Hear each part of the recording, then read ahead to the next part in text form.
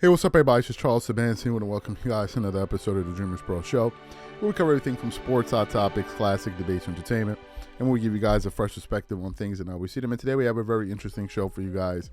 But before we get into it, please make sure you like the video and subscribe to the channel. Also, if you want to follow me on Instagram, my name is Charles Sabansi. My handle is CTABANZ. If you want to follow the channel on Instagram, same name as the channel, Dreamers Pro. And also, if you want today's full show before it comes out on YouTube, it is streaming for free on Apple Podcasts and Spotify. We have that pin in the comment section below. Anyway, let me get into this topic here. So this is a continuation of one of the biggest stories right now in the NBA surrounding LeBron James and Ime Udoka. As you guys know, the Lakers recently beat the Houston Rockets, but that was really the side story. The main story out of that game was, a back and forth that LeBron James had with Ime Udoka, where basically we then later found out that Ime Udoka said, stop being, like, you know what I mean? Stop being a boy or something like that.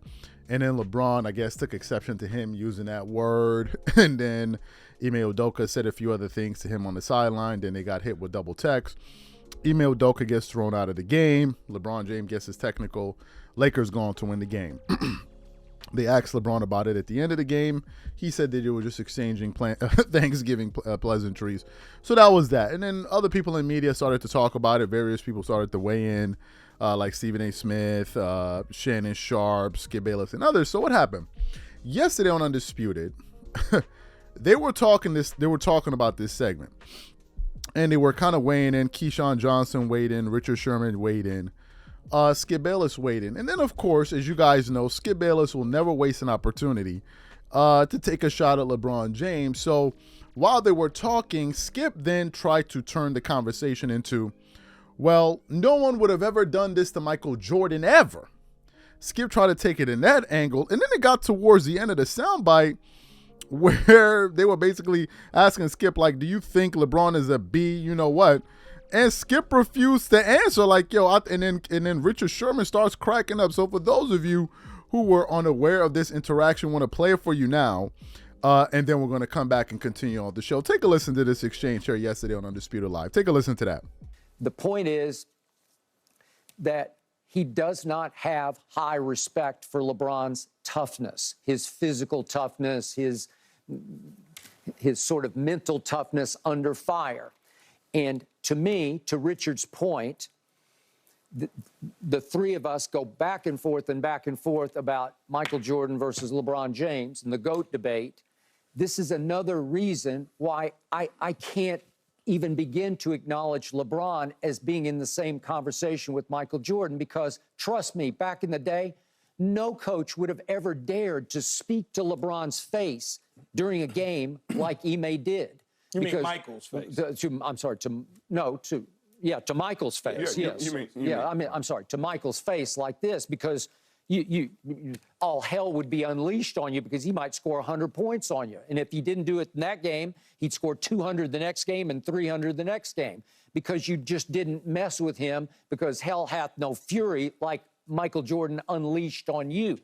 So the point was that I was shocked by it, but not surprised in the end, because that's how Ime feels about LeBron James. That's the way a number of people feel, but Ime, at age 46, still has some player left in him, maybe to a fault, to Richard's point, because he doesn't play. But he's like basically saying, if you want to go right now, let's go right now. And if you want to meet me in the dark alley after the game, I'll be there. And this is just me. If that ever ensued, not that I'm wishing for it or, encouraging it. Don't even go there. Hey, well, I'm just saying my money would be on Ime. I'm taking LeBron. I'm taking Ime. I'm going to take an out-of-shape coach over a fit athlete. Are you crazy? Ime looks in pretty good shape to me. That's just me. He looks like a retired player, man, is what he looks like. But I hear you, Skip, but he did play against him. Like, you talking about a dude with very little to lose. You know what I mean? Like, that's why you sitting there like, LeBron, you walking over here like you're going to... No, he can't do nothing. It's LeBron James. It's King James. Anything he does for you is a sully of his reputation. It's going to be a headline. It's going to be this. It's going to be that. You just talking to him like this makes news. So, yeah, you protected because he going to walk over there and regardless. Like, he got nothing to win in any kind of fight, any kind of confrontation. Anything he walks into is a lose-lose situation. So, yeah, you can sit there and talk to him. He walked up respectful. It looked like LeBron walked up respectful. He did. Hey, No, he was trying to tell him nicely, hey, don't use that word. We grown men. Yeah. I'm not trying to disrespect you. Don't disrespect me because I'm not out here disrespecting your players. I'm not calling them that. We playing the game. I thought it was a travel. I'm going to say it's a travel. Like, when you call stuff, do I say, hey, stop beat? Like, you know what I mean? But when you try to fake tough, I hate the fake tough stuff in sports because ain't nobody fighting out here. Ain't nobody fighting out here. You're not out here to fight. This is a basketball game. So shut up and coach basketball. Yeah, I don't know that Ime was trying to be fake tough, Richard. I don't think that was the case, nor do I think he was trying to antagonize LeBron to physically have a physical confrontation. That, you got to remember, much like Skip just said, maybe he is in the I used to play and I'm not that far removed from being on the court. Yeah. So it's still kind of in my DNA to approach it a certain way. I don't think LeBron wanted to fight, and I don't think Ime wanted to fight, just because they're grown men. You throw that B word out there. You throw that B word out there too many times. You know how many dudes on the court go back and forth calling each other names? Worse than that. Yeah, I know, but that's the word. Come on. That's worse the than word that you could, Skip. People do that worse than that. When you say that, you saying, hey, there's a chance we can get physical right now. That is true. Yeah, when you go there, you're crossing a line. Yeah. I don't look at it that way. I just don't. I'm sure he's not the first person to say that to LeBron in the course of a basketball game. Well, time out. Sure. I got to point out, Draymond got suspended during the NBA Finals in large part because he yelled that word at LeBron as they went up court, and then he kicked him in the midsection. That's what I'm saying. Okay. So I'm sure LeBron done said it to somebody throughout the course of basketball, too. And then back to what you said about Michael Jordan, the TV cameras and the microphones and all that wasn't around in that day and age the way it's have evolved now, Skip. I could probably, without even factually knowing, could promise you that somebody done said that to Michael Jordan before. I will bet you not. Oh, God, stop. I will bet you not. Detroit Pistons and them Michael high regard, higher than you. Right. I hold him way at the top. I hope I hear from Michael today about anybody. Michael, would you please let me know today if anybody ever used the B word against you? You can't tell me the Pistons in Rodman and them dudes when they was over there wasn't saying things to him. That's the last word you want to use to him. Yo, I understand what you're saying. They weren't scared of him, Skip. I guarantee you that. They were horrified but not scared because they knocked him on his tail. That there's a whole book that was written about the Jordan rules. If he elevates, he goes down, right? Yeah, of course. Right. That was a Skip, plan. If I'm calling you that, Skip, and I'm knocking you to the ground, I'm not scared of you. I'm okay, but nobody's calling him the B word. That's the manhood word. I guarantee. I can 100%. Like I said, without me actually knowing, I can almost guarantee you that it's been thrown around MJ at some point in his career. Just not that. Of course, and neither is LeBron. Come on, Skip. You don't know. I don't know. That's the way a lot of people. They look at LeBron as a nice guy, a really nice guy. Good. So you heard the exchange there. Skip was basically saying that he doesn't believe that LeBron is gully. He don't believe that he's tough. He thinks that he's a nice guy.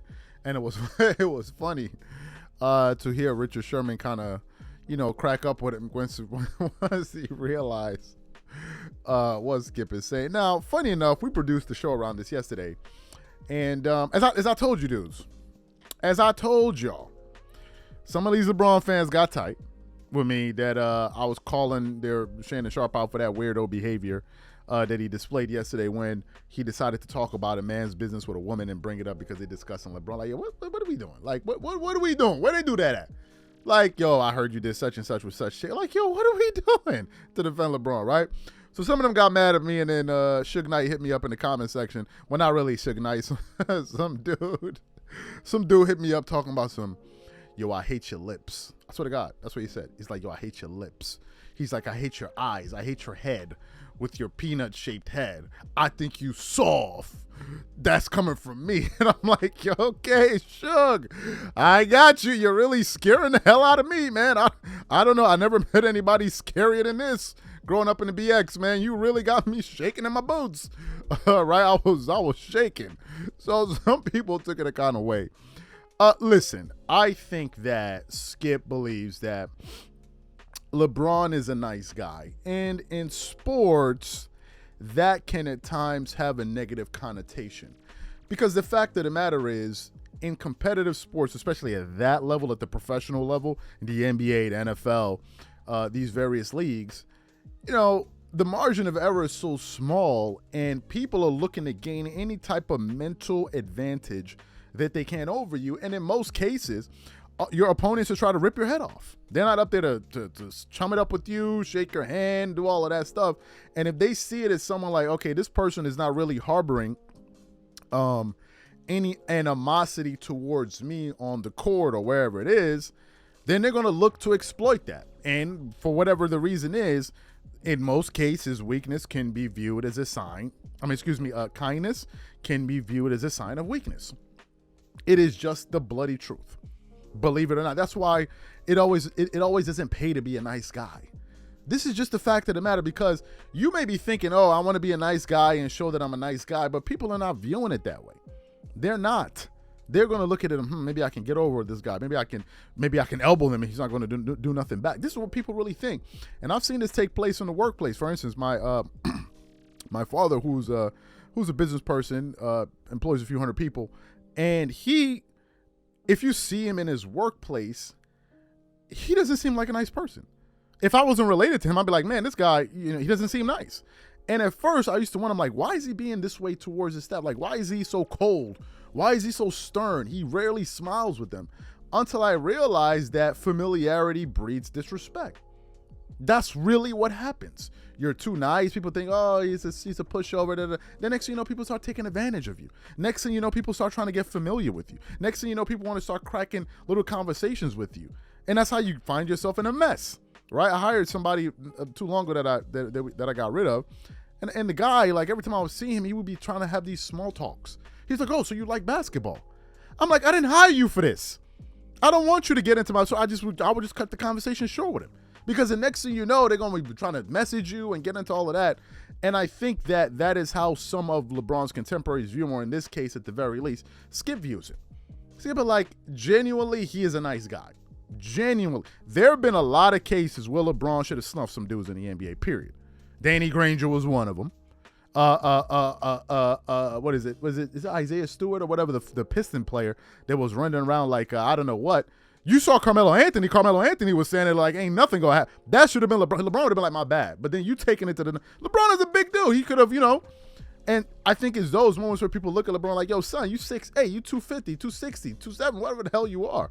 Why you being so nice to these two? And as of recent, you've been seeing LeBron trying to kind of pushing back on some cats. But I thought it was pretty funny, where Skip was basically saying, this is another reason why I cannot view LeBron as a Michael Jordan guy. And they brought up a good point in that soundbite if you listen. He said that the Pistons were not afraid of him, Jordan. They were horrified of him.